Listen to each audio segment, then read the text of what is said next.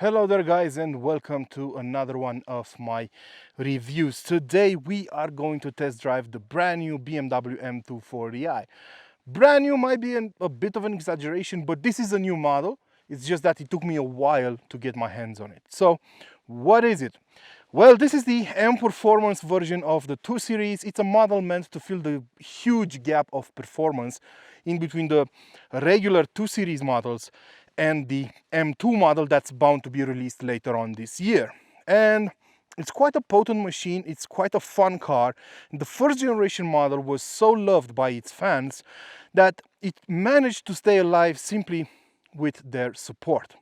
If you're not up to par with the history of the 2 Series, the first generation just ended its production run in 2021, and it was incredibly popular because it is at its core pure BMW. It's the smallest coupe model you can buy with a front-mounted engine and rear-wheel drive. And that's the recipe that made BMW actually famous. And initially, when the 2 Series, the old generation 2 Series was still in production, BMW actually considered pulling the plug on it because it has a very wide range of models. But the support from the fans and the customers and the sales were so good that BMW just couldn't pull it out of production. So right now, if you check a BMW website, you will notice that there are 3 different BMW 2 Series models. You have this one, which is a rear-wheel drive version. You have the 2 Series Active Tourer, which is an MPV built on a front-wheel drive platform, and the 2 Series Grand Coupe. That's also a car built on a front-wheel drive platform. Because BMW is trying to offer the BMW badge at a low price and with some practicality to a lot of customers, and that's why the 2 Series Grand Coupe exists. But getting back to this car, I am going to be very thankful to the automotive gods that it's still a rear-wheel drive ordeal. And this M Performance model comes with a couple of interesting design tricks up its sleeve. Now, speaking of design, this has been controversial from the get-go because it doesn't really look like a classic BMW if you pay attention. Now, the front end is a bit busy, and I'm not sure I like it a lot because of these headlamps, and there's a lot going on up front, whereas on the older BMW models, everything was very simple and very elegant. Just compare this car to the E46 3 Series and you'll notice a lot of differences, especially on the 2 Series, because this one has a lot more complicated design up front. Nevertheless, it is also very practical because this huge grille up front, it's rather big compared to the size of the car, has slats that open and close depending on the engine's need for cold air. Of course, if you're going to push this car to the absolute limit, they will open and feed more air into the engine bay in order to cool the engine down. But if you're running on the highway, for example, and you're just cruising around, those slots will close in order to make the car's body more aerodynamic. Also up front, we have 2 huge openings on the sides because this car has real intercoolers behind them to cool the engine. From the sides, everything is very simple. We have a character line going from the front of the car to the rear end over here. Very few lines, everything has been sculpted down to the bare minimum. And I want to point out the fact that we have M-style mirrors. And this used to be something you would find only on M models, real M models. But lately, BMW has been blurring the line between M Performance model and M models. So now M Performance models get this type of side mirror as well. We saw this on the i4 as well, which is also an M Performance car. This car also has M Performance wheels, part of the M Performance catalog, measuring 19 inches. And the door handle is flush with the door.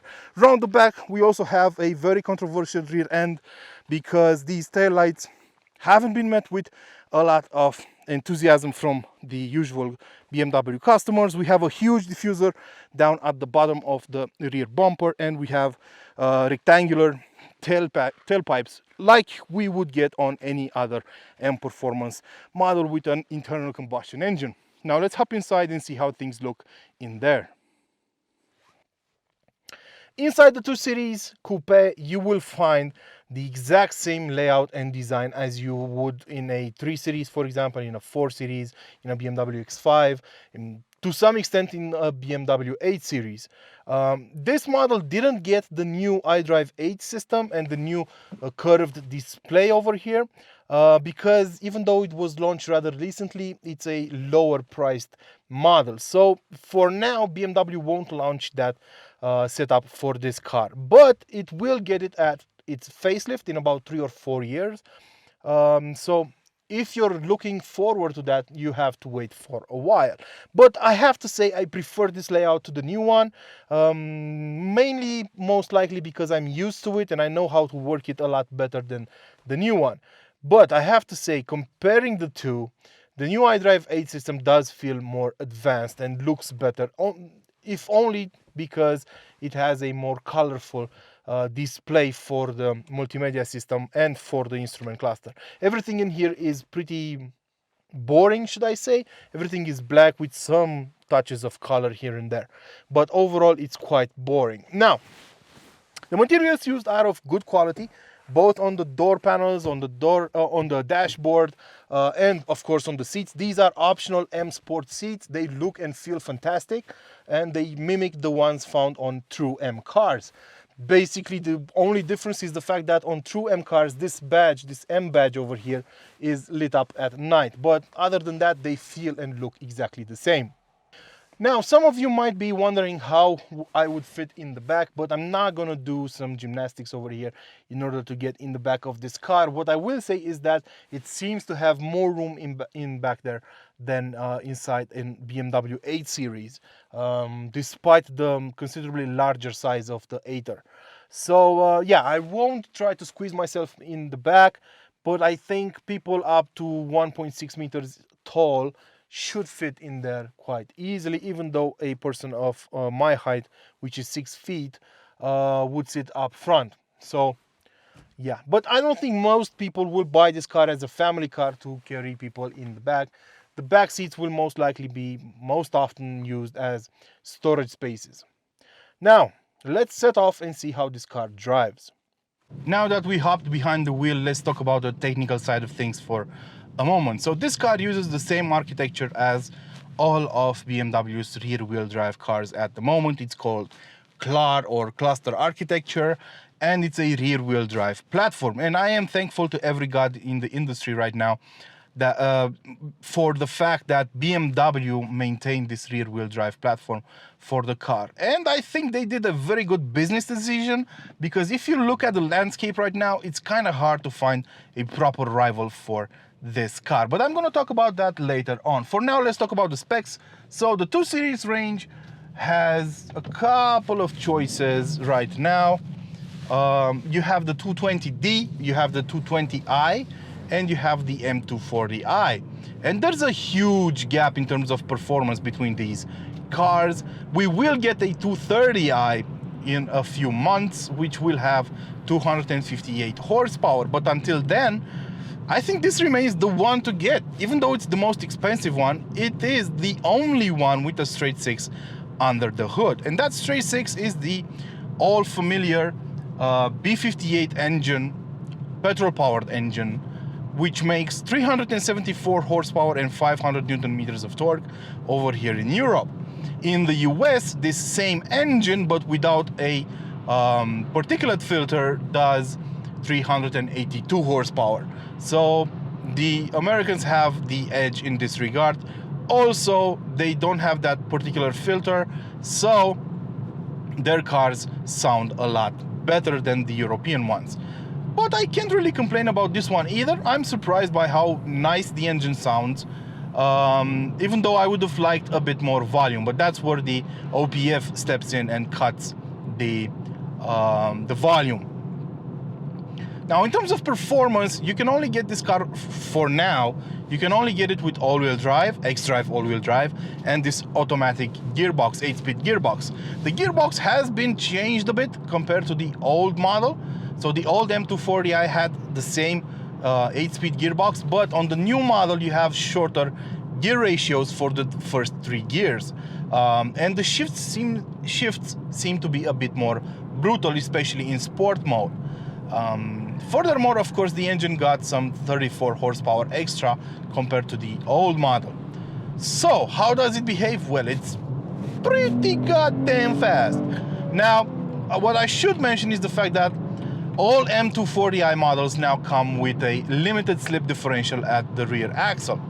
And that means the car will be quite skirmish under heavy acceleration. Now, I have to mention the fact that we are riding on winter tires, even though the exterior temperature is above 20 degrees Celsius. And that also causes the car to have some wheel slippage. And that, I noticed, causes some very interesting problems. In tighter turns, I feel like the front end is losing grip. It's that tomahawk effect, if you will. The front end loses some grip and the car seems to oversteer quite a lot. I think it's because of the tires I'm running on right now, because BMW says that they didn't just increase the size of the car in every direction. They made it longer and wider, and they made it actually shorter than the old model, but they also changed the axles. So now you have 2.1 inches more in between the axles, a longer wheelbase, and the axles themselves are wider by about 5 centimeters, about 2 inches as well. So this should be a lot more stable than the old model. And I didn't really find that during my time with the car. And I am blaming the tires. I would love to do this test again with a set of proper tires, maybe a Michelin Pilot 5, Pilot Sport 5 tires, to get better grip on both axles. But one thing is for certain, you can drift this car very easily. The rear end steps out incredibly easily. And I think that's also creating this confusion in my brain, because the rear end steps out really fast, and that can make you feel like you're lacking grip on the front axle. The xDrive system, as you know, is rear biased, so it will send more power to the rear axle. It can send up to 100% of the power to the rear axle, and that is impressive, but only for shorter periods of time. There's a multi-clutch differential right here in between the axles, which decides just how much power goes to which axle. So overall, this car drives very nicely. It is incredibly fast. So it will do 0 to 100 kilometers an hour from standstill using launch control in 4.3 seconds, according to BMW, but independent tests have shown this car to drop under 4 seconds. So it is incredibly fast. Furthermore, it is faster than the M2 and the M2 competition, both from standstill, and maybe the M2 competition is faster in a rolling race, but it's really close in between them. And this car will be much easier to live with and to maintain. It's going to be cheaper to maintain. So it's a very sweet spot in the range right now. Some of you might be curious about the fuel consumption. I don't think it's actually that important on this car, because this is a fun car to drive, and the fuel consumption will depend on how much fun you have with it. The harder you press on that gas pedal, the more fuel this car will sip. It's only logical. So I think you should get a range of about 400 kilometers out of a fuel tank. That will be about 250 miles with a full tank of gas, which is decent, but that will vary, of course, depending on your driving style. Overall, I really liked this car, and I think it's a really good proposal. It's a rather unique proposal in the business right now, because I can't really think of another coupe with a straight 6 rear-wheel drive and 4 seats inside at this moment. Maybe the Ford Mustang gets close to this, but not really. I don't think people will cross shop between them. And I know it doesn't have a straight 6 under the hood, but it does have a naturally aspirated V8, which is incredibly rare these days.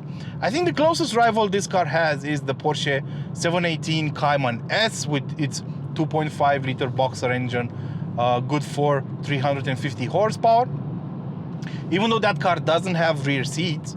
And I think another proper rival for this car would be the Toyota Supra, which basically uses kind of the same platform underneath and the same engine. But once again, the Supra doesn't have 4 seats. And these might be small seats, but at least they're there, and you can use them for small kids or even luggage. So it's a lot more practical, this car, while also being incredibly fast. Now, you tell me what kind of car you would get in this segment that would rival this M240i. And of course, I'm incredibly excited to see what the M2 brings to the table, because this has been a lot of fun. Until next time, don't forget to like, share, and of course, subscribe if you enjoy my reviews. I am more than happy to answer any additional questions you might have. And of course, don't forget to feed your passions. Ciao.